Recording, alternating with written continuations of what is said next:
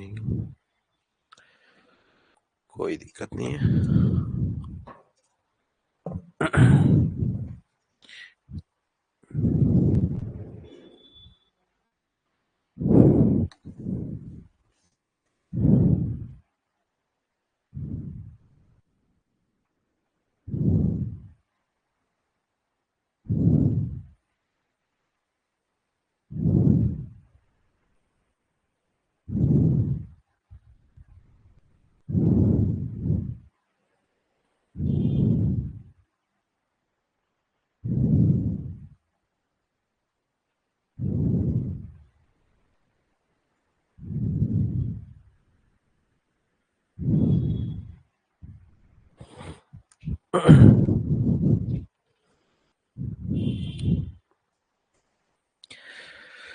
हाँ जी, good evening, नमस्कार सभी को, जोहार।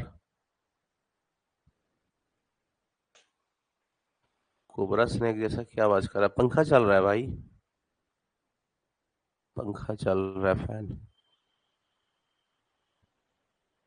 प्रणाम, गुड इवनिंग सभी को। नहीं नहीं, जाएंगे, दादा का वो काम क्रिया का 3 हो चुका है, अब 10 में जाएंगे सीधा। बीच में वैसा बहुत कुछ इम्पोर्टेंट है नहीं, पापा अंकल लोग वो सब देख लेंगे, भैया लोग हैं, तो मेनली है 10 को जाएंगे, 12-13 भी। वो कुछ इशू चल रहा है। जी जी जी गीता जी, है ना।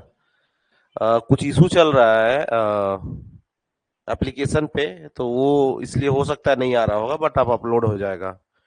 देखिए, ये क्लास स्टार्ट हो रहा है आपका जेएसएससी और जेपीएससी दोनों एग्जाम, और दोनों नहीं, स्टेट से लेके सेंट्रल लेवल तक कोई भी एग्जामिनेशन में आप बैठ जाइएगा।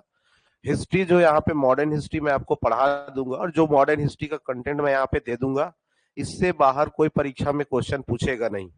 पूछेगा तो पढ़ाना छोड़ देंगे, ठीक है। तो इतना कंटेंट, सफिशियंट कंटेंट रहेगा कि इतना अगर आप हिस्ट्री में कर लेते तो इससे ज्यादा इतना सा भी कुछ करने का जरूरत आपको नहीं है। कंप्लीट हम लोग देखेंगे हिस्ट्री को, ठीक है।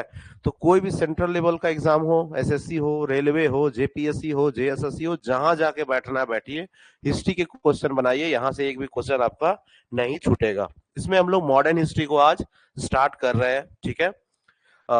मॉडर्न हिस्ट्री आज स्टार्ट कर रहे हैं, जिसमें शुरुआत करेंगे यूरोपियन शक्तियों का भारत में आगमन, है ना। वहां से हम लोग आज के क्लास को स्टार्ट करेंगे। मॉडर्न हिस्ट्री मेनली हम लोग कहाँ से पढ़ना शुरू करते हैं? तभी ना, जब भारत में यूरोपियंस का आगमन होता है। मेनली अंग्रेजों के बारे में मॉडर्न हिस्ट्री में पढ़ते हैं, मुस्लिम रूलर्स के बारे में मेडिएवल हिस्ट्री में पढ़ते हैं, और एंशिएंट हिस्ट्री में भारत के जितने भी शासक हैं उनके बारे में पढ़ते हैं। तो 4-5 यूरोपियन शक्तियां जो भारत में प्रवेश करती है, जैसे फ्रेंच हो गए आपके, डच हो गए आपके, पुर्तगाली हो गए, इंग्लिश हो गए, इन सब के बारे में कुछ कुछ इंपॉर्टेंट बातें हैं जो आपको जानना है, और वहां से ही क्वेश्चन जो है आपको देखने को मिलेगा, ठीक है। तो आज सबसे पहले हम पुर्तगालियों के बारे में पढ़ेंगे। आवाज क्लियर है? सब कुछ ओके है? ओके। और और जो है, पढ़ेंगे इस तरह से कि चीजें थोड़ा कहानी के रूप में पढ़ेंगे, जस्ट वन लाइनर और फैक्ट सिर्फ रटना नहीं, बल्कि थोड़ा सा हम लोग कहानी के रूप में पढ़ेंगे, ताकि चीजें लंबे समय तक आपको याद रहे, भविष्य में भी सारी चीजें आपको याद रहे, ठीक है। देखिए, शुरुआत आप करिए, ये जो मैप आप देख रहे हैं, मैप की डिमांड आपकी रहती है कि सर थोड़ा मैप वगैरह दिखा दिया करिए, तो ज्यादा मजा आता है चीजों को कनेक्ट करने में। तो ये आप वर्ल्ड हिस्ट्री का मैप देख रहे हैं, ये लगभग 7वीं सेंचुरी का मैप है, 7वीं शताब्दी का ये मैप है ना। ये 7वीं शताब्दी का मैप है। इस मैप को ध्यान से देखिए, तो आपको पता है इस्लाम का उदय कब हुआ? प्रोफेट मोहम्मद साहब के द्वारा इस्लाम रिलीजन को एस्टैब्लिश किया गया, आप जानते हैं। तो प्रोफेट मोहम्मद साहब के द्वारा इस्लाम रिलीजन के एस्टैब्लिशमेंट से पहले, उनके एस्टैब्लिशमेंट से पहले पूरे दुनिया में तो शासन या पूरी दुनिया में अंपायर्स तो होते ही थे ना। तो इस जो क्षेत्र, आप रेड कलर का जो क्षेत्र, ये पूरा एरिया देख रहे हैं, इन एरियाज पे पूरा कंट्रोल किनका हुआ करता था? रोमन्स का होता था, रोमन अंपायर था ये, है ना। ये पूरा जो एरिया देख रहे हैं, ये रोमन अंपायर का एरिया है पूरा, ठीक है। सुनिएगा बातों को सिर्फ। तो जब मुस्लिम अंपायर की स्थापना से पहले रोमन्स का शासन हुआ करता था इस पूरे क्षेत्र में। किसका होता था? रोमन्स का शासन होता था। प्रोफेट मोहम्मद साहब के द्वारा इस्लाम का स्थापना किया जाता है। उसके बाद प्रोफेट मोहम्मद साहब की मृत्यु हो जाती है, तो उनके उत्तराधिकारी के रूप में इस्लामिक रूल को आगे बढ़ाने का काम कौन करते हैं? खलीफाओं के द्वारा किया जाता है। किनके द्वारा किया जाता है? खलीफाओं के द्वारा किया जाता है। तो जब खलीफाएं आते हैं, अलग अलग खलीफा आते हैं, खलीफाओं के द्वारा जो रोमन्स का जो पूरा आधिपत्य था, पूरा जो वर्चस्व था इस क्षेत्र में, खलीफा यानी कि जब मुस्लिम रूल आता है तो इनके आधिपत्य, इनके वर्चस्व को क्या करते हैं ये लोग? खत्म कर देते हैं। जब इनके वर्चस्व को खत्म करना मतलब रोमन्स के हर एक्टिविटी को रोकना। चाहे जैसे रोमन्स क्या करते थे, पहले भारत के साथ सीधा सीधा व्यापार रहा है। भारत को अगर प्राचीन रूप से आप अगर पढ़ते आ रहे हैं, देखते आ रहे हैं, तो आपको पता है भारत एक ऐसा देश था कि दुनिया के लगभग देशों के साथ, प्रमुख देशों के साथ इनका व्यापार हमेशा से रहा है। प्राचीन समय से भारत के साथ सभी व्यापार करते आए हैं अलग अलग रास्तों से। चीन हो जाओ, साउथ ईस्ट एशिया हो जाए, अफ्रीका हो जाए, रोम हो जाए, मिडिल ईस्ट हो जाए, सेंट्रल एशिया हो जाए, सभी जगहों से भारत का व्यापार चलता था।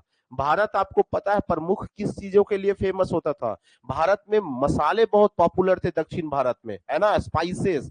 भारत में सिल्क बहुत फाइनेस्ट क्वालिटी के, बहुत ही उत्तम क्वालिटी के सिल्क पाए जाते थे। भारत में बहुत ही प्रीसियस स्टोन्स, पत्थर पाए जाते थे, है ना, जिनको मूंगा, मोती और अलग अलग तरीके के ये सारी चीजें पाए। ये सारी चीजों के लिए भारत पूरी विश्व भर में प्रसिद्ध था, बहुत पॉपुलर था इंडिया, है ना। तो इंडिया के साथ लगभग आप देखिएगा दुनिया के सभी प्रमुख देशों के साथ व्यापार पूरे प्राचीन समय से रहा है। सिल्क रूट के माध्यम से इस पूरे क्षेत्र में, चाइना से लेके एशिया तक के पूरे रोमन्स तक के क्षेत्र में हुआ करता था। रोमन्स के साथ सीधा सीधा अंपायर व्यापार हुआ करता था। लेकिन जब अरब्स आए, अरबों का जब उदय हुआ, अरब जब अपना शासन स्थापित करने लगे, अपने अंपायर, अपने राज जो है पूरे क्या कहते हैं साम्राज्य का विस्तार करने लगे, और जब इन्होंने रोमन्स के आधिपत्य, उनके वर्चस्व को जब खत्म किया, तो हुआ क्या कि रोमन्स जो भारत के साथ सीधा व्यापार करते थे, अब क्या करने लगे, जितने भी व्यापारिक रास्ते हैं, है ना, मलक्का हो गया, रेड सी हो गया, जितने भी व्यापारिक रास्ते हैं, इन सभी रास्तों पे कंट्रोल किनका हो गया? मुस्लिम शासकों का हो गया। क्या करने लगे? मुस्लिम शासक जितने भी व्यापारिक मार्ग थे, जितने भी ट्रेड रूट्स थे, उनको कंट्रोल करने लगे। अब कंट्रोल करने लगे तो बहुत बड़ी चैलेंज हो गई। आप तो समझ रहे हैं व्यापार कैसे होता है। व्यापार मीडियम में होता है, दो माध्यम से होता है, या फिर लैंड के रास्ते से, है ना, लैंड रूट से होता है, भूमि के माध्यम से होगा, या फिर वाटर के माध्यम से होगा। अब दोनों माध्यम को कंट्रोल करने लगे ये मुस्लिम रूलर्स, खलीफाओं के द्वारा दोनों रूट्स को, दोनों मार्ग को कंट्रोल किया जाने लगा, जिससे रोमन्स जो है क्या हुए, अलग थलग पड़ गए। भारत से व्यापार करने में इनको बड़ा परेशानी होने लगा। क्यों परेशानी होने लगा, ये चर्चा का विषय इसलिए है क्योंकि भारत से जो भी व्यापार करता था ना, वो बहुत ज्यादा मुनाफा में रहता था। मान के चलिए अगर कोई 10 रुपए का यहाँ पे ब्लैक पेपर खरीद रहा है, जिसको झारखंड में हम आम भाषा में गोलकी कहते हैं, जिसे हम पता नहीं आप लोग ठेठ भाषा में क्या कहते हैं, हम लोग इसे ठेठ भाषा में गोलकी कहते हैं, जिसे काली मिर्च स्टैंडर्ड हिंदी भाषा में कहा जाता है, जिसे अंग्रेजी में ब्लैक पेपर कहते हैं। ब्लैक पेपर अगर 10 रुपए का यहाँ पे खरीदा जाता था, तो इसको यूरोपियन मार्केट में जाके लगभग 600 रुपए में बेचा जाता। तो आप इमेजिन करिए कि कितना भयंकर तरीके से यहाँ पे प्रॉफिट का मार्जिन होता था।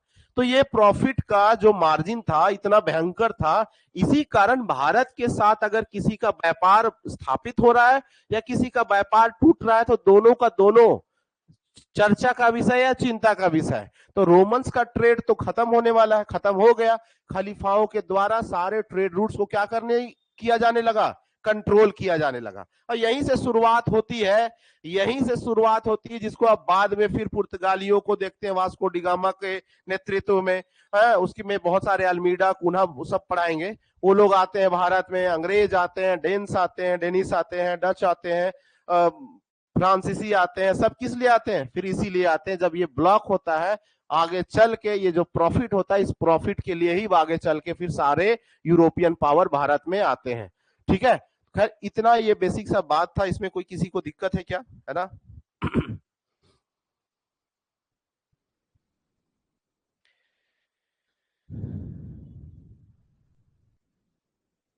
ओके,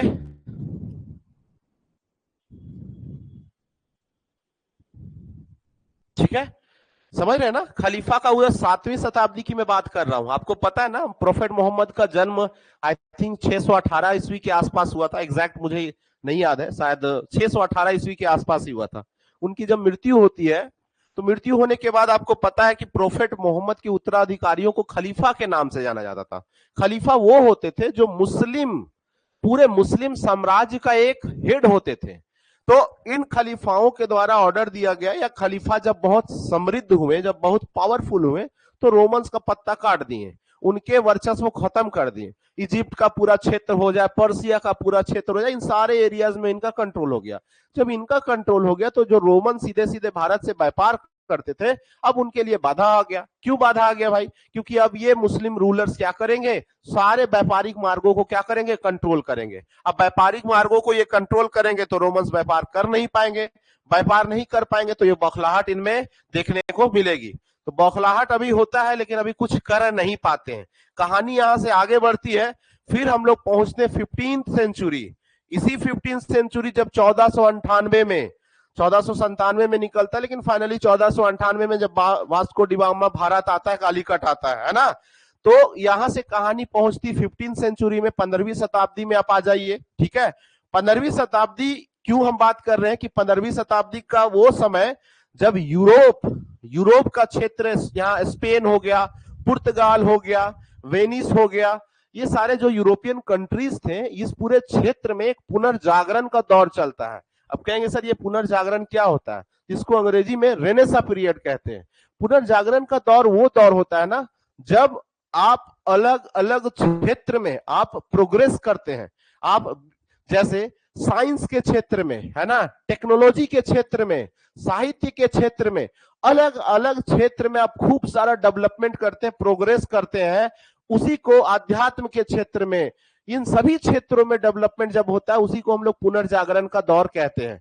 तो यूरोप में 15वीं सेंचुरी में यहाँ के लोगों में, एक यहाँ के समाज में, यहाँ की सोसाइटी में एक पुनर्जागरण का दौर आता है। बहुत सारे साइंटिस्ट निकल के आते हैं, बहुत सारे साहित्यकार, बहुत सारे विचारक, बहुत सारे दार्शनिक व्यक्ति अलग अलग निकल के आते हैं। और जब डेवलपमेंट होता है विज्ञान के क्षेत्र में, प्रौद्योगिकी क्षेत्र में विकास होता है, इसके परिणाम स्वरूप क्या होता है कि यूरोपियंस बहुत ही फाइनेस्ट क्वालिटी के, बहुत ही उम्दा क्वालिटी के क्या करते हैं, बोट वगैरह, शिप वगैरह बनाना शुरू करते हैं। शिप समझते हैं ना, जिसपे बैठ के हम लोग पूरा समुद्र का यात्रा तय करते हैं। तो चूंकि अब साइंस एंड टेक में ये लोग अपडेट हो रहा है, आध्यात्मिक रूप से, वैचारिक रूप में, हर क्षेत्र में ये लोग क्या हो रहा है, अपग्रेड होता है। इसी कारण तो यही पुनर्जागरण ही तो इनको क्या करता है, आगे चल के पूरे विश्व का मालिक बना देता है। पुनर्जागरण ही तो इनको पूरे विश्व का मालिक बना देता है। बुद्धि इनकी इतनी विकसित हो जाती है कि मुट्ठी भर भी जाके 30-30, 40-40 करोड़ लोगों को ये लोग क्या करते हैं, गुलाम बनाते हैं। चाहे अफ्रीका हो, चाहे चीन हो, चाहे भारत हो, चाहे साउथ ईस्ट एशिया हो, पूरी दुनिया को ये लोग जो गुलाम बनाए, कितने लोग निकले थे। अरे एक एक नाव में बैठ के आते थे, एक एक देश को गुलाम बना के चले गए।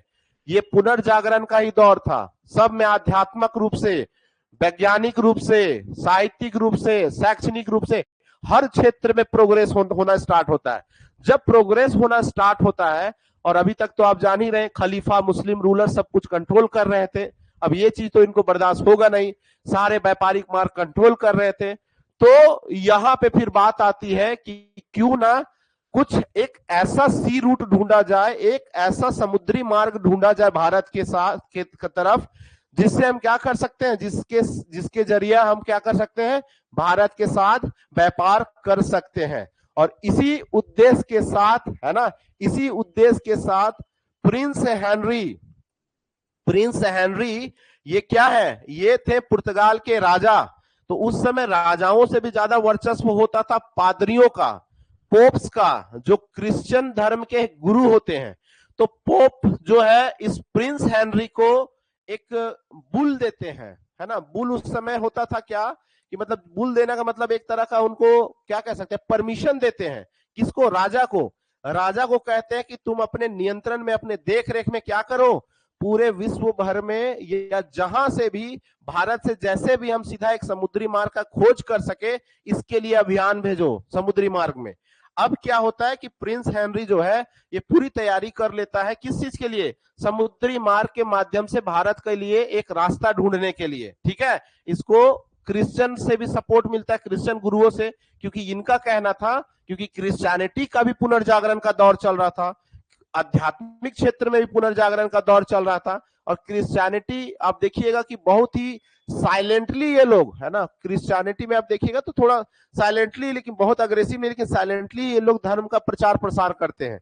तो धर्म का प्रचार प्रसार के लिए पोप बोलते हैं प्रिंस हेनरी को कि तुम जो है अभियान भेजो। और प्रिंस हेनरी जो बचपन से इनको माना जाता है कि ये क्या कहते हैं, नेविगेटर के रूप में इनको जाना जाता था, है ना, किस रूप में? नेविगेटर के रूप में, कि पूरे दुनिया में घूमना, इनको नाव लेके घूमना, नए नए खोज करना समुद्री मार्ग का, इसके लिए बहुत प्रसिद्ध थे ये।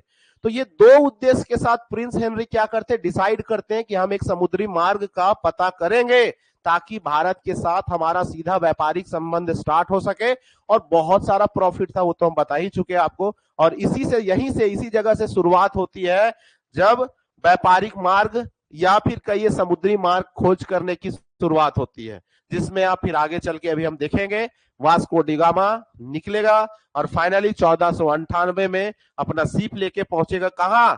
कालीकट। कालीकट कौन जगह? कालीकट जहां का शासक कौन था? जमोरिन, जिसके बारे में आप ऑनलाइनर में पढ़ते हैं। इसी सब कहानी के बीच में वास्को डिगामा निकल के भारत का मार्ग खोजता है, समुद्री मार्ग, और कहां पहुंचता है? कालीकट, जहां का शासक कौन था? जमोरिन। बताइए, ये क्वेश्चन तो जरूर जानते होंगे, ये वास्को डिगामा को कालीकट लाने वाला व्यक्ति कौन था? गुजरात का एक पायलट था। गुजरात का एक समुद्री जहाज चलाने वाला क्या था? वो एक पायलट था। उसका नाम बताइए कि कौन व्यक्ति इस वास्को डिगामा को 1498 में भारत के कालीकट में एंट्री दिलवाता है? एनीवन?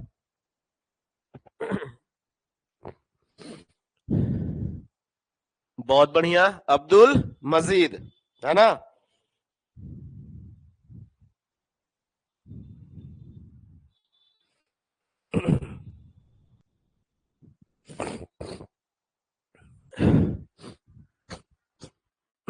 ठीक है, हाँ भाई, किसी को कोई दिक्कत? कहीं कोई दिक्कत किसी को इसमें? देखो, ये जब प्रोस्पेरिटी जब आती है, जब आप समृद्ध होते हैं, अभी आपकी स्थिति होगी, जब आप नौकरी करेंगे तो आपके डिमांड्स बढ़ जाते हैं, है ना। क्या होता है? डिमांड्स बढ़ जाते हैं, पैसा आप ज्यादा कमाने लगिएगा। इमेजिन करिए महीने का 2 लाख आप कमाने, ओबियस सी बात है। आपके कपड़ा पहन रहे थे, कपड़ा पहनने में कोई परेशानी था, जितना सफिशिएंट इंसान को जीने के लिए, खाने के लिए, पहनने के लिए चाहता पहन ले। लेकिन जब पैसा बढ़ने लगेगा तो फिर ब्रांड आप स्विच कर जाइएगा, महंगे ब्रांड के ऊपर जाइएगा, गुच्ची का पहनिएगा, पराडा का पहनिएगा, लुइस विटॉन का पहनिएगा, है ना। तो क्या होता है, जब हमारे इनकम, हमारी आर्थिक जो है समृद्धि ठीक होती है, हम लोग समृद्ध होते हैं आर्थिक रूप से, तो हमारे लग्जरियस गुड्स की डिमांड बढ़ जाती है। और आप अगर 7th century, 8th century, 10th century, 15th century के विश्व को देखेंगे तो भारत के प्रोडक्ट्स को लग्जरियस गुड्स के रूप में देखा जाता था, है ना। लग्जरियस गुड्स के रूप में भारत के प्रोडक्ट्स को देखा जाता था पूरे विश्व में। आज आप विदेशी ब्रांड्स को पहनते तो आप कहते हैं ना, हम लग्जरियस जो है ब्रांड पहन रहे हैं, फलाना कंपनी का वॉच पहन रहे हैं, फलाना कंपनी के कपड़े पहन रहे हैं, फलाना कंपनी के पर्स यूज कर रहे हैं। लेकिन 15th सेंचुरी और उसके आसपास के समय को आप देख लीजिए तो पूरे विश्व के लोग प्रिविलेज्ड लोग भारत के प्रोडक्ट को पहन के प्रिविलेज फील करते थे। यानी कि भारत का प्रोडक्ट जो है सबसे लग्जरियस होता था, सबसे महंगा प्रोडक्ट होता था। तो जब यूरोप के लोग में जब रेनेजेंस यानी कि पुनर्जागरण का जब दौर आया, इसके परिणाम स्वरूप कृषि में वृद्धि हुई, विज्ञान के क्षेत्र में, प्रौद्योगिकी के क्षेत्र में, अध्यात्म के क्षेत्र में, शिक्षा के क्षेत्र में, साहित्य के क्षेत्र में, हर क्षेत्र में यूरोपियंस आगे बढ़े। अब आगे बढ़े, इनकी समृद्धि हुई तो इनकी डिमांड्स बढ़ गई लग्जरियस गुड्स की। लग्जरियस गुड्स, है ना, जैसे आज नॉर्मल हम 2 व्हीलर पे चलते हैं, पैसा बढ़ेगा तो हम फिर 4 व्हीलर में चढ़ेंगे, और पैसा बढ़ेगा तो फिर ब्रांड पे आएंगे, है, फॉर्च्यूनर चाहिए, वेलार चाहिए, BMW चाहिए, ऑडी चाहिए, ये करेंगे। उसी प्रकार फिर यहाँ पे डिमांड बढ़ गई इंडियन गुड्स की, है ना। और जब डिमांड्स बढ़ गई तो फिर वही बात है, यहाँ के मर्चेंट्स जो हुए, व्यापारी हुए, वो कोशिश करेंगे किसी ना किसी तरीके से हमारी पहुंच भारत तक हो और भारत से हम प्रोडक्ट्स को उठा के लाए और यूरोप में ढेर सारा मुनाफा के साथ क्या करें, बेचना शुरू करें। ठीक है,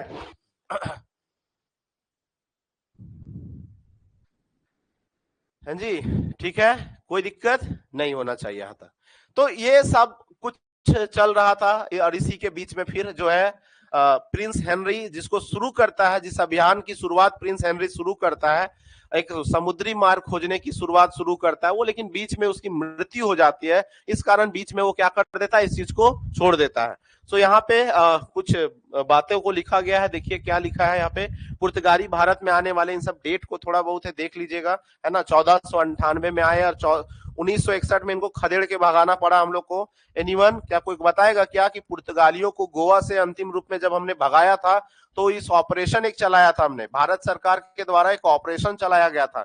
anyone will please tell the name of that operation which was launched, है ना। इन पुर्तगालियों को भगाने के लिए एक ऑपरेशन चलाया गया था अंतिम में 1961 में। उस ऑपरेशन के बाद इन पुर्तगालियों को यहां से खदेड़ के निकाला गया था। ठीक है एनीवन, तो ये थे पहले और अंतिम में, यही सबसे पहले आए थे और सबसे लेट में गए थे। उनके आगमन में भारत में यूरोपीय उपनिवेशवाद का युग का आरंभ हुआ। पुर्तगालियों का उद्देश्य अरब मध्यस्थों, जिसके बारे में हम बता रहे, को हटाकर भारतीय व्यापार विशेषकर मसालों के व्यापार पर एकाधिकार स्थापित करना था, जो कि हम अभी आपको डिटेल में समझा चुके हैं। ओके, चलिए ठीक है। क्वेश्चन आता है वहां से भी पीटी में, इससे भी क्वेश्चन आता है कि भारत से सबसे अंतिम, सबसे लास्ट में जाने वाले यूरोपीय शक्ति का नाम क्या था। तो ये थे पुर्तगाली, सबसे पहले भी आते हैं और सबसे लेट ये जाते हैं। बाकी देखिए यहाँ पे मैप है, इसको पीडीएफ में देखिएगा। आई डोंट नो यहाँ पे क्लियरली आपको दिख रहा है कि नहीं, तो ये मैप देख लीजिएगा आप लोग। इन सब का सेटलमेंट जो यहाँ पे 4-5 पावर जो मुख्य रहे, डेनिश रहे, डच रहे, फ्रेंच, इंग्लिश और पुर्तगाली जो रहे, इनके द्वारा अलग अलग जो फैक्ट्रियां स्थापित की गई अलग अलग जगहों पे, वो देख लीजिएगा। सब इंपॉर्टेंट नहीं है, जो सबसे प्रथम है उसको मेनली देख लीजिएगा। सब उतना याद रखने की जरूरत नहीं है, बट मैप में है, आप इसको देख लीजिएगा, पीडीएफ में रहेगा। ठीक है, यहाँ इसको हम डाल दिए हैं। अब वास्को डी गामा, जिसके बारे में हम आपको बताएं, केरल में एंट्री करता है। गुजराती पायलट अब्दुल मजीद के साथ ये इंटर करेगा, है ना। कालीकट में उसने अफ्रीका के Cape of Good Hope, Africa के दक्षिण के साइड से जो आप देख रहे हैं, वहां से होते हुए जो यात्रा करके पहुंचता है। कालीकट के शासक जमोरी ने उनका स्वागत किया, क्योंकि वह पुर्तगालियों के इरादों से अनभिज्ञ था, है ना। जमोरिन शुरुआत, ऑब्वियस सी बात है, कौन जान रहा है, व्यापार तो भारत के साथ पूरा विश्व का हमेशा से रहा है, पहली बार तो व्यापार हो नहीं रहा है, लेकिन इस बार ये लोग पूरा काला इरादा के साथ आया था। रीजन ये था, पुनर्जागरण के समय ही इनकी बुद्धि इतनी विकसित हो गई, और जब आदमी बुद्धिमान ज्यादा होता है तो बहुत अच्छा ही करता है या बहुत ही गलत ही करता है। और यूरोपियंस की जब बुद्धि विकसित हुई तो इन्होंने गलत ही किया। भारत प्राचीन समय से बुद्धिमान रहा है ना, विश्व गुरु रहा है, लेकिन भारत ने कभी भी किसी भी देश दुनिया में कहीं भी अटैक आक्रमण नहीं किया। लेकिन इनकी बुद्धि एक बार विकसित हुई थी, ये लोग देखिए क्या करने आ गए, है ना, काला दिल और काला दिमाग लेके। और अभी व्यापारी जो मालाबार तट पर अपना व्यापार चला रहे थे, पुर्तगालियों से चिंतित थे। ऑब्वियस सी बात है, हम तो बताए हैं आपको, रोमन अंपायर के कोलैप्स के बाद अरबों का पूरा शासन स्थापित हो गया। जिस जिस क्षेत्र में रोमन कंट्रोल करते थे, उन सभी कंट्रोल को किनके हाथ में चला गया, वे सारे कंट्रोल चले गए अरबों के हाथ में, अरब मर्चेंट्स के हाथ में, व्यापारियों के हाथ में। तो पुर्तगाली जब इंटर किए केरल में पहले से अरब थे, अरब के वहां पे स्टेशन थे, वहां पे व्यापार करते थे अरब के मुस्लिम्स। लेकिन जब पुर्तगाली इंटर किए तो ऑब्वियस सी बात है, उनको चिंता होगा, है ना। वास्को द गामा की वापसी 1499 में, वो ढेर सारा गाड़ी में मसाला भर के वो यूरोप ले जाता है। यूरोप ले जाने के बाद 60 गुना, इमेजिन करिए, 60 गुना ज्यादा प्राइस पे उन सामान को बेचता है, जो भी चीज को ये भारत से, जो भी माल ये भारत से ले जाता है। अब इससे इमेजिन करिए कि भारत से सीधा व्यापार अत्यंत लाभकारी, और इससे अन्य यूरोपीय राष्ट्र भी आकर्षित हुए। इसीलिए बाद में आप देखते हैं कि फिर सब धीरे धीरे इंटर करेगा, फ्रांस आता है, डेनिश आते हैं, डच आते हैं, सब इंटर करते हैं, है ना। रीजन यही कि बहुत ही प्रॉफिटेबल बिजनेस था भारत। भारत के गुड्स लग्जरियस गुड्स के रूप में जाने जाते थे, पूरे विश्व भर में प्रसिद्ध थे। भारत के कपड़ों का बना हुआ, यानी भारत के सिल्क का बना हुआ कपड़ा, भारत के मसाले, ये सभी चीज जो है ना बहुत प्रसिद्ध थे। तो ये सारी कहानी जो है चलती है ना। इसमें उम्मीद करते हैं किसी को डाउट नहीं। अच्छा, एक यहाँ पे एक बात है जो थोड़ा ध्यान रखना है आपको, यहाँ पे हम बताना भूल गए, कभी कभी क्वेश्चन पूछ देता है। एक ट्रीटी हुई थी यूरोप यूरोप 1 सेकेंड।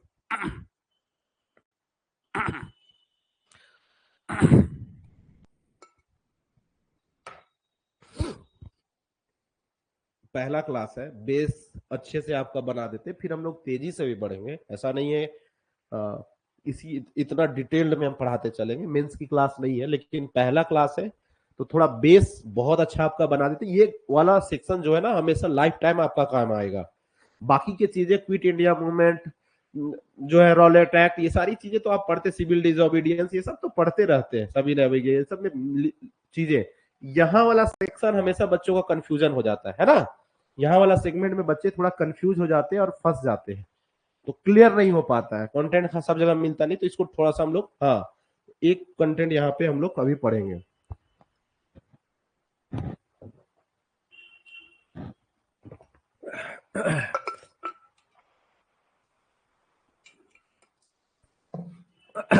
देखो हुआ क्या कि जब यहाँ पुनर्जागरण का दौर जब चला, ठीक है, और स्लो पढ़ाएं क्या, और स्लो है क्या सर? थोड़ा आराम से, आप बहुत ही लाउडली बोलते हैं, है ना, तो लाउडली में तो अच्छा ही है ना, स्लो पढ़ाएं क्या थोड़ा सा और?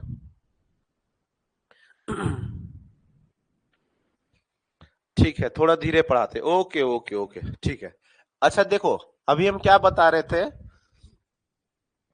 बता रहे थे कि यूरोप के अंदर एक, क्या कहते हैं, एक डिमांड, एक मांग था इस बात को लेके कि भारत के साथ एक क्या हो, एक व्यापारिक, सॉरी, एक समुद्री मार्ग स्थापित हो, है ना, जिससे क्या हो, जिससे हम व्यापार कर सके आसानी से, ये डिमांड था। दो कंटेंडर थे यहाँ पे, यानी कि दो पावर्स थे यहाँ पे जो ये रिस्पॉन्सिबिलिटी, ये जिम्मेवारी लेने के लिए तैयार थे। एक था पुर्तगाल, ये काम करना चाह रहा था, और दूसरा जो है वो स्पेन था, ठीक है।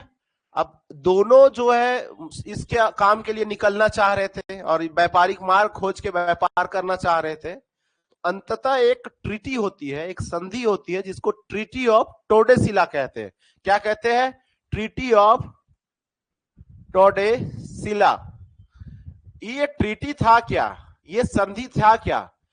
इस संधि के हिसाब से, इस संधि के हिसाब से एक इमेजिनरी लाइन ड्रॉ किया जाता है अटलांटिक ओशियन में, एक इमेजिनरी लाइन ड्रॉ किया जाता है अटलांटिक ओशियन में, और इस इमेजिनरी लाइन के पूर्व में, इस इमेजिनरी लाइन के पूर्व में बोला जाता है कि जो भी इस इमेजिनरी लाइन का पूर्व में जो भी क्षेत्र होगा उस पे कंट्रोल, उस पे अभियान चलाना, उस पे कंट्रोल करना, उस पे व्यापार करना किसके पास जाएगा?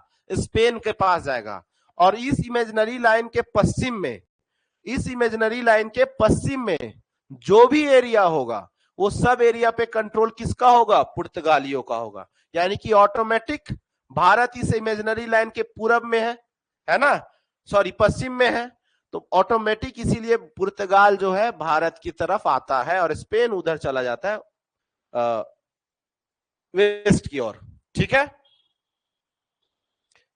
तो वेस्ट चला गया पूरब, वेस्ट चला गया स्पेन, और ईस्ट चला गया पुर्तगाल।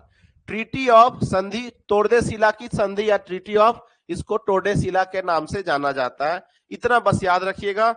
इस संधि के हिसाब से अटलांटिक ओशियन में एक इमेजिनरी लाइन बनाया जाता है, और इमेजिनरी लाइन बनाने के बाद उस इमेजिनरी लाइन के पूरब में स्पेन को दे दिया जाता है सारा क्षेत्र, और उस इमेजिनरी लाइन के पश्चिम में पुर्तगाल को दे दिया जाता है सारा क्षेत्र, और उसी के परिणाम स्वरूप पुर्तगाली जो है भारत की तरफ आते हैं, समुद्री मार्ग की खोज करते हैं, और आने वाले समय में फिर व्यापार जो है कंटिन्यू करते हैं, ठीक है। तो ये यूरोपियंस के द्वारा बनाए गए ट्रेडिंग सेंटर्स है, इसको आप देख लीजिएगा, ये मैप डाल दिया गया है, इसको आप जो है देख लीजिएगा, ठीक है। पुर्तगाल, डच, ब्रिटिश और फ्रेंच, तो ये सब क्लियर है यहाँ पे इस मैप में, सबको आप ध्यान से देख लीजिएगा, ठीक है। अब देखिए वास्को डी गामा आया, चल गया, ठीक है। उसके बाद एक और आता है पुर्तगाली, ठीक है। उसके बाद एक और पुर्तगाली, Cape of Good Hope, Cape of Good Hope Vineet. उसके बाद एक और पुर्तगाली आता है, इसका नाम है पेड्रो एल्वोरेस काब्राल, 1500 ईस्वी में आता है। भारत आने के बाद ये कालीकट में एक फैक्ट्री स्थापित करता है ना, जो व्यापारिक केंद्र भी था। संघर्ष होएगा ही होएगा, वो भी अच्छी बात है। स्थानीय लोग जो लोकल्स थे, और खासकर में उनमें अरब्स के लोग भी शामिल थे, साथ ही साथ जमोरेन जो शासक था उसके लोग भी शामिल थे। इन सभी के द्वारा फैक्ट्री के ऊपर क्या किया जाता है, हमला किया जाता है, जिससे कई पुर्तगाली क्या होते हैं, मारे जाते हैं। बदला लेगा, पुर्तगाली है, बदला लेगा, कालीकट में बमबारी करता है और अरबी जहाजों को कब्जे में ले लेता है। बाद में उसने कोचीन और कन्नौर में शासकों के से अनुकूल संधियां की। उसके बाद अरबियों के साथ जो है इसका, अरब के जितने भी जहाज है उनको जब्त कर लेता है, बम से उड़ा देता है, और उसके बाद आसपास के जो है क्षेत्र जैसे कोचीन हो गया, कन्नौर हो गया, इन क्षेत्रों में वहां के लोकल शासक के साथ संधि करता है, शांति वाला संधि जो है स्थापित करता है ना। हाँ देखिए जीएस है ना, ऐसा आपका नाम क्या है, नाम देखिए जीएस ऐसा है ना कि एक दिन में ये तैयार होने का चीज नहीं है, ये एक फ्लो है, एक कहानी, एक कंसेप्ट तरीके से इनको याद किया जाता है। वन लाइनर पढ़ लेते हैं आप, और वन लाइनर भी आपको तभी याद होगा जब आपको पूरा कंसेप्ट क्लियर होगा, है ना, जब पूरा पिक्चर आपका कहानी क्लियर होगा ना। अभी देखिए हम लोग कहाँ से शुरुआत किए, 7वीं शताब्दी, जी विशाल। तो 7वीं शताब्दी से हमने कहानी शुरुआत किया। 7वीं शताब्दी में हमने पूरा परिदृश्य आपको दिखाया कि वैश्विक स्थिति क्या थी, भारत कैसा समृद्ध था, और भारत के साथ व्यापार करने के लिए कैसे ललच रहे थे वो लोग, क्या क्यों पगलाए हुए थे, है ना। उसके बाद वो कहानी किस प्रकार से आगे विकसित हुई, कैसे 15वीं शताब्दी का दौर आता है जब यूरोप में विकास होना स्टार्ट होता है, पुनर्जागरण का दौर होता है, और वो लोग डेवलपमेंट करते हैं साइंस में, टेक्नोलॉजी में, अध्यात्म में, वैचारिक तरीके से, दार्शनिक तरीके से, हर तरीके से विकसित होते हैं, उनका बुद्धि विकसित होता है। जब इंसान विकसित होता है तो कुछ ना कुछ करेगा वो नया, और इसी के परिणाम स्वरूप इनको जब ये विकसित हो गए, जब दिमाग तेज हो गया, तो इनको लगता है कि हम अरब के जो है वर्चस्व को क्यों स्वीकार करें। अरब क्या करते थे, पूरे ट्रेडिंग रूट को, पूरे व्यापारिक मार्ग को कंट्रोल करते थे, व्यापार करने नहीं देते थे, बड़े सारा टर्म एंड कंडीशन के साथ व्यापार करते थे, बहुत सारा फाइन, बहुत सारा चार्ज जो है वसूलते थे। तो उनको लगा कि क्यों ना हम कुछ ऐसा एक मार्ग ढूंढे जिससे हम सीधे व्यापार कर पाए, और फिर ये पूरी कहानी इस प्रकार से आगे चलती है। वहां के प्रिंस हेनरी, जो कि नेविगेटर के रूप में उनका नाम जाना जाता है, वो शुरुआत करते हैं, लेकिन उनकी मृत्यु हो जाती है। बाद में फिर वास्को डी गामा 1497 में निकलता है, और 1498 में भारत क्या करता है, एंटर करता है ना। यही सब तो हम बताए हैं। तो ये एक याद रहेगा, एक बार देखिए, एक ना एक बार जीवन में हम आपको बार बार बोलते हैं जनरल स्टडी, इसीलिए 4-4 साल 5-5 साल आप पढ़ते हैं, और 5 साल के बाद आपकी जीएस की स्थिति वहीं की वहीं रहती है।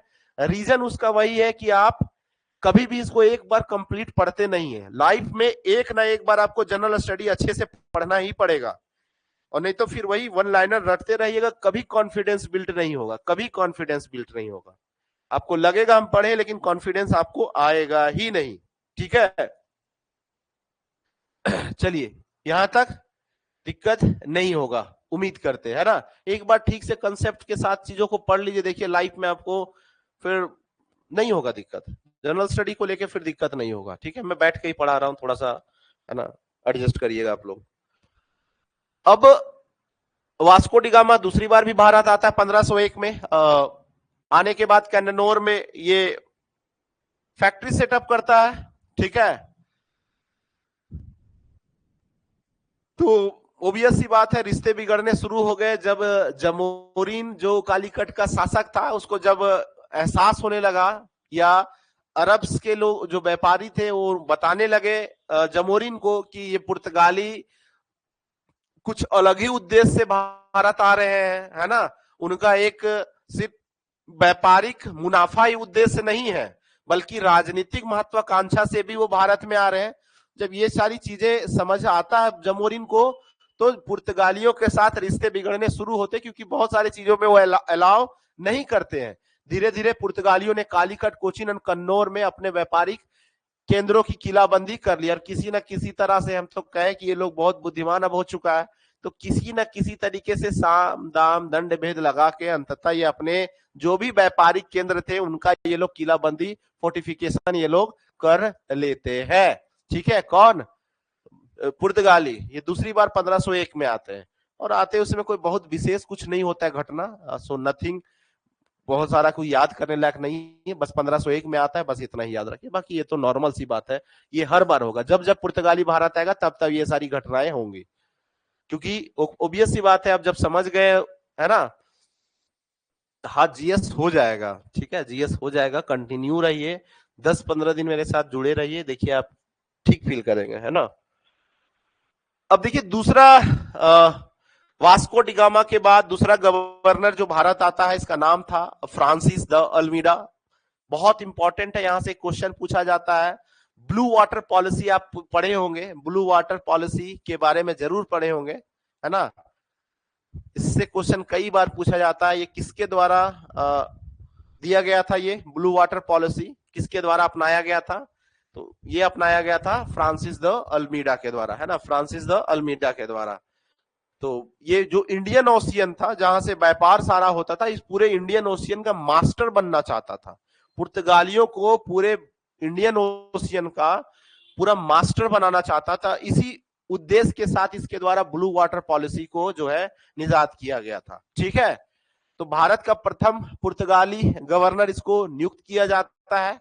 अब हमने कहा आपको कि वास्को डिगामा जब दूसरी बार भारत आता है ना, इस समय जब आता है भारत, तो इस बार सिर्फ व्यापारिक महत्वाकांक्षा या व्यापारिक मुनाफा के उद्देश्य से नहीं, बल्कि राजनीतिक महत्वाकांक्षा, राजनीतिक उद्देश्य से भी भारत आता है वो, और चीजों को ऑब्जर्व करके जाके रिपोर्ट करता है। उसके बाद वास्को डिगामा के बाद जो भारत व्यक्ति आता है, उसको गवर्नर के रूप में नियुक्त किया जा रहा है।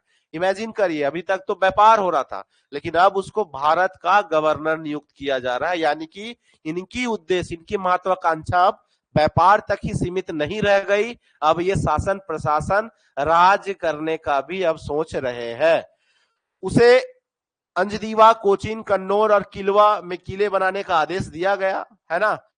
और इस प्रकार वो जो है ब्लू वाटर पॉलिसी भी जो है इसके द्वारा अपनाता है। इनका एक प्रसिद्ध कथन था इनके समय का कि जब तक समुद्र में तुम्हारी शक्ति है तब तक भारत तुम्हारा रहेगा, ये मानना था। इसी स्टेटमेंट को आप रिलेट कर सकते, जोड़ सकते ब्लू वाटर पॉलिसी से, यानी कि भारतीय समुद्र जो इंडियन ओशियन है, इंडियन ओशियन में जिसका शासन रहेगा उसी का शासन भारत पर भी रहेगा। और ये चीजें हुई भी, ये चीजें हुई भी। पुर्तगालियों ने जितने भी इसके प्रतिद्वंदी थे, उन सभी को समुद्र में क्या किया, हरा दिया इन लोगों ने, और समुद्र में सभी को एलिमिनेट कर दिया, सभी को हरा दिया। इससे साथ ही क्या हो गया, इनका शासन भारत में स्थापित होता है। बाद में आते हैं, बाद में इसको भी हराने वाले आएंगे अंग्रेज, है ना, तो बाद में इनको भी हरा के हटाया जाएगा, लेकिन वो आगे की चीज है। यहां तक उम्मीद करते हैं किसी को कोई परेशानी नहीं होगा। फ्रांसिस्को द अल्मीडा, किसी की दिक्कत यहां तक नहीं होनी चाहिए किसी को, है ना। 1505 में आता है ये, याद रखिएगा, 1505 से 1509 तक के लिए यहाँ का गवर्नर ये रहता है। कल टेस्ट जो मंजिल बैच में जुड़े हुए हैं, कल टेस्ट दे दीजिएगा जेपीएससी वाले, ठीक है। गला ज्यादा भारी है ना मेरा, अच्छा कोई नहीं, कल तक पूरा, है ना, वो हो जाएगा रिकवर।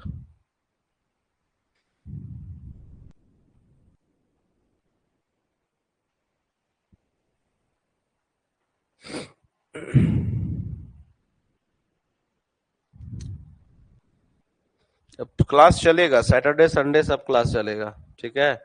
और जिनके घर छठ हो रहा है तो वो बाद में रिकॉर्डेड देख लीजिएगा। क्लास संडे को भी लेंगे, सैटरडे को भी लेंगे, बहुत पीछे क्लास छूटा है, एग्जामिनेशन वगैरह है ना। ठंड तो नहीं है भाई यहाँ पे, ठंड इधर वैसा कुछ नहीं है।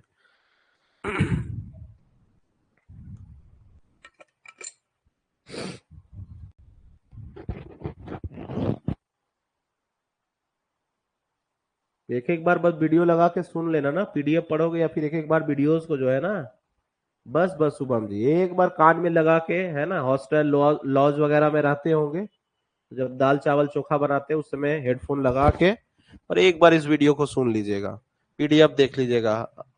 कंटेंट इतना है, इतना सफिशियंट है कि बोल तो रहे कोई भी एग्जामिनेशन में आप बैठ जाइए, हिस्ट्री के क्वेश्चन इससे बाहर आएंगे तो पढ़ाना छोड़ दूंगा, ठीक है, एक भी क्वेश्चन बाहर नहीं आएगा।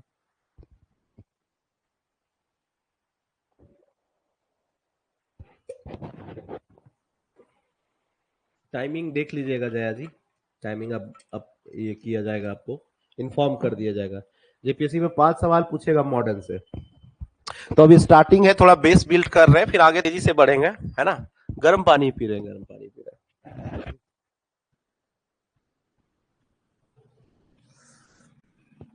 तो अल्मीडा, अल्मीडा का कारनामा तो देख लिए, ये सब कुछ है। और ब्लू वाटर पॉलिसी अपनाता है, इसके तहत जो कुछ क्षेत्र, कुछ व्यापारिक सेंटर्स या मार्ग या स्ट्रेट जल संधि जिसको कहते हैं आप, जिनको कंट्रोल, स्ट्रेट्स को जो कंट्रोल करते थे अरब के लोग, जैसे एडेन, ये भी एक स्ट्रेट है, ओरमुज, मलक्का, ये सभी स्टेट जो था ना, ये सभी स्टेट किसके कंट्रोल में था? ये सभी स्टेट, एडेन, ओरमुज, मलक्का, ये सभी स्टेट जो है अरब्स के कंट्रोल में था। तो ब्लू वाटर पॉलिसी के तहत ये सारे स्टेट्स को जो है पुर्तगाली क्या करता है, अपने में मिला लेता है या अपने में शामिल कर लेता है। और ये प्रमुख जो है इसके बारे में ये बात है। उसके बाद अगला जो गवर्नर आता है, जिसको पुर्तगाली साम्राज्य का वास्तविक संस्थापक माना जाता है भारत में। एक क्वेश्चन यहां से पीटी में पूछता है, पुर्तगाली साम्राज्य का वास्तविक संस्थापक कौन था? ये था अल्फांसो द अल्बुकर्क। 1510 ईस्वी में उसने गोवा को बीजापुर के सुल्तान से जीतकर पुर्तगाली राजधानी बनाता है। बहुत इंपॉर्टेंट घटना है। और बोला जाता है इसके बारे में, ये जो लाइन आप देख रहे हैं, गोवा को बीजापुर से के सुल्तान से जीतकर पुर्तगाली राजधानी, बोला जाता है सिकंदर के बाद, सिकंदर के बाद ये पहला व्यक्ति था या पहली ये पुर्तगाली शक्ति थी जिसने ये पूरी तरीके से किसी क्षेत्र को जीत के, भारत के क्षेत्र को जीत के अपने में मिलाया। सिकंदर के बाद गोवा को बीजापुर के सुल्तान से जीतकर पुर्तगाली राजधानी इसको बनाता है, ठीक है। उसके शासन को मजबूत करने हेतु एक कार्टाज प्रणाली लागू करता है। ये क्या था? ये था कि अब चूंकि समुद्र के मार्ग को सब कंट्रोल करने लगे पुर्तगाली, अरबों को अब एक्सपेल कर चुके हैं, भगा चुके हैं, तो समुद्री मार्ग को कंट्रोल करते थे। तो समुद्री मार्ग से कोई दूसरे देश के लोग अगर पास करना चाहते, जाना चाहते, तो क्या करना होता था? उनको पास बनवाना पड़ता था, है ना। उसी को बोला जाता था कार्टाज प्रणाली। पास दिखाइए तब आपको जाने को मिलेगा, अगर पास नहीं है तो आपको जाने नहीं देंगे पुर्तगाली। इसी को कार्टाज प्रणाली। तो ये हर एक लाइन अपने आप में एक प्रश्न है, परीक्षा में सबसे क्वेश्चन पूछता है, इससे भी पूछता है, इससे भी पूछता है, इससे भी पूछता है। ये तीनों के तीनों लाइन बहुत ही इंपॉर्टेंट है। और जहाज के जहां जहां पे जहाज निर्माण होता था उसको भी ये कंट्रोल करने लगते हैं, ठीक है। और एशिया के अलग अलग तटों में, ठीक है, अफ्रीका में, एशिया में अलग अलग तटों में क्या करता है? किलाबंदी करके अपना किला फोर्टिफिकेशन करवाता है। तो इन सभी से क्वेश्चन पूछता है परीक्षा में, इन सभी को याद रखिएगा। इसमें कोई डाउट है तो आप पूछ सकते हैं, ठीक है। इसका एमसीक्यू करवाया जाएगा एग्जाम से पहले, या फिर टॉपिक खत्म होगा यूट्यूब में एक एमसीक्यू से सेशन लेके चल गए, लेके चले जाएंगे, है ना। टॉपिक खत्म होगा, यूट्यूब में एक एमसीक्यू सेशन लेके चले जाएंगे, ठीक है। नहीं नहीं नहीं, ये पीटी के लिए है, मेंस के लिए नहीं है, ठीक है। बाकी हाँ, मेंस में भी क्वेश्चन पूछेगा तो सब तो यही लिखना होता है, लेकिन ये पीटी का है, टॉपिक है।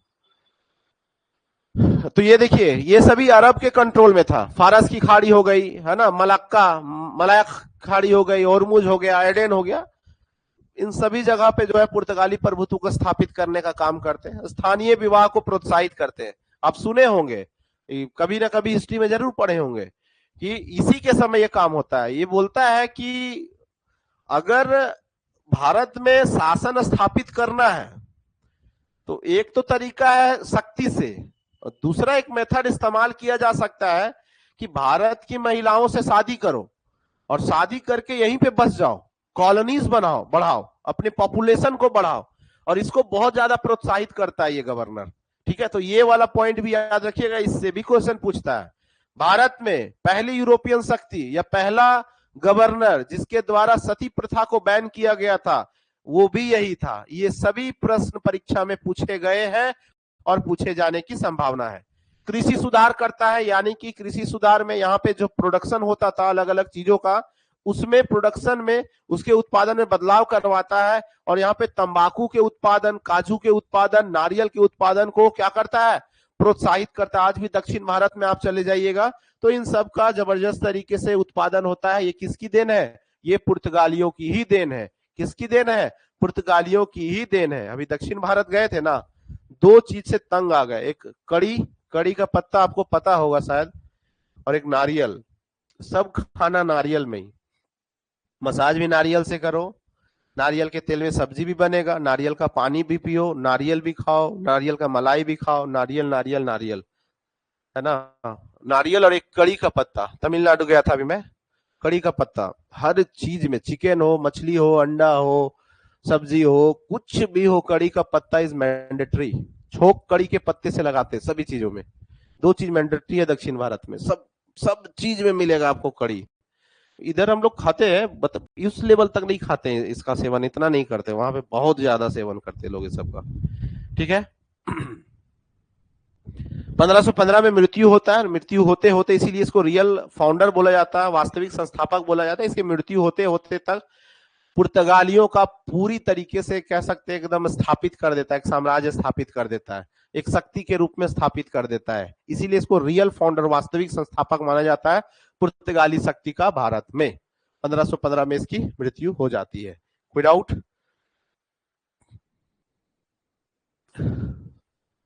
बहुत नारियल का, हाँ, इमली भी यूज बहुत करते हैं ये लोग, सही बोले, इमली का भी बहुत यूज होता है वहां।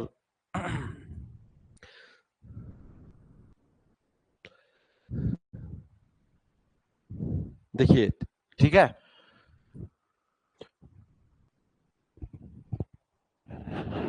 अब एक और अगले गवर्नर जो हुए, इनका नाम है नीनो दा कुन्हा। 1529 में इनको गवर्नर बनाया जाता है, और इंपॉर्टेंट बात इनके समय की ये थी कि इनके द्वारा हेडक्वार्टर का ट्रांसफर किया जाता है ना। तो मुख्यालय को कोचीन से गोवा स्थानांतरित करने का श्रेय जाता है। यहां से क्वेश्चन पूछता है इनके लिए, इनके बारे में, ये इंपॉर्टेंट पॉइंट है। ठीक है, इंपॉर्टेंट पॉइंट है ये। गुजरात के बहादुर शाह से संधि करते हैं। बहादुर शाह गुजरात का शासक है जो संघर्ष कर रहा था हुमायूं के विरुद्ध, मुगल शासक के विरुद्ध संघर्ष कर रहा था। बहादुर शाह कहता है कुन्हा को कि आप हमें सपोर्ट करिए, बदले में कुछ क्षेत्र बासिन हो गया, दीव हो गया, ये सारा क्षेत्र हम आपको क्या करेंगे, गिफ्ट में देंगे। क्यों? क्योंकि ये बहादुर शाह जो है वो मुगल शासक हुमायूं के खिलाफ संघर्ष कर रहा था। तो ठीक है, कुन्हा उसको सपोर्ट देता है, उसके बदले में इसको बासिन और दीव प्राप्त होता है। बाद में संबंध बिगड़ता है। संबंध ये बिगड़ता है कि गुजरात के अभियान में हुमायूं था, मतलब गुजरात को कंट्रोल करना चाह रहा था, लेकिन बाद में डिसीजन लेता है हुमायूं, यहां से पीछे हट जाता है। जब पीछे वो हट जाता है, लेकिन ये पीछे नहीं हटता है।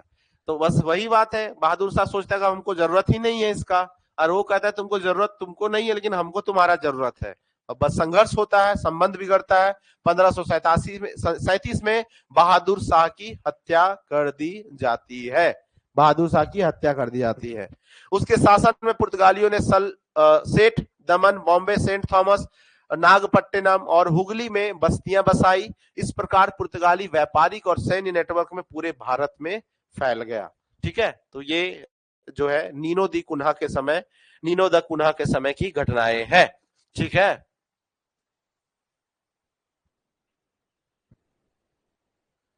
कड़ी पत्ता।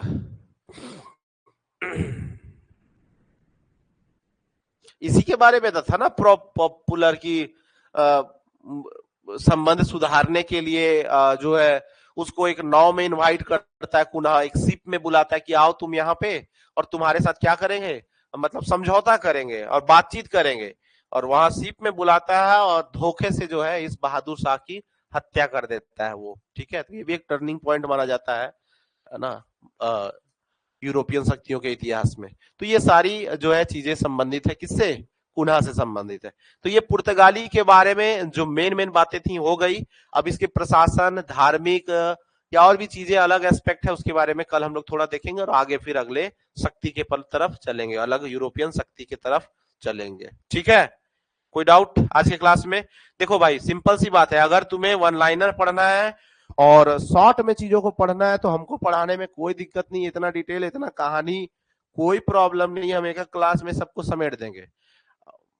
फिर वही बात है, फिर कुछ टाइम के बाद फिर बोलोगे कि फिर सर दिक्कत हो रहा है, फिर हम भूल रहे हैं। तो जैसा आपकी इच्छा, अगर आप चाहोगे समेट दीजिए सर सबको, तो हमको समेटने में कोई प्रॉब्लम नहीं। क्या प्रॉब्लम है, सीधा हम वास्को डिगामा के बारे में 2 बात बताते, 1497, 1498, फिर सब गवर्नर को तीनों बता देते, उनके द्वारा जो जो पॉलिसी लाई गई वो बताते, निकल जाते, अपने को कोई इशू नहीं है। ठीक है, बाकी आपकी इच्छा। जी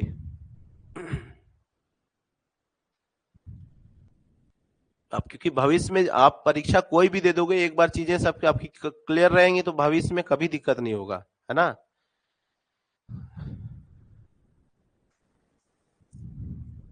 बिल्कुल मिलेगा पीडीएफ, पीडीएफ क्यों नहीं मिलेगा, सब पीडीएफ मिलेगा।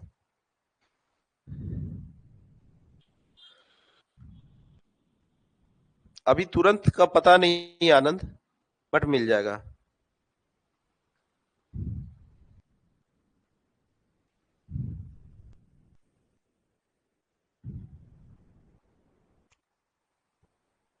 बिल्कुल, हिस्ट्री का ये पहला क्लास है आज, ये हिस्ट्री का पहला क्लास था। ठीक है, इसको थोड़ा अच्छे से समझ लेंगे ना, ये वाला सेक्शन में थोड़ा दिक्कत हो जाता है। फिर एक बार हम लोग शुरू करेंगे ना 1885 से या रिवोल्ट वगैरह, तो फिर एकदम स्मूथली तेजी से भागेंगे। ये वाला सेक्शन में थोड़ा कंफ्यूजन होता है, इसलिए सब कंटेक्स्ट में बता दिए।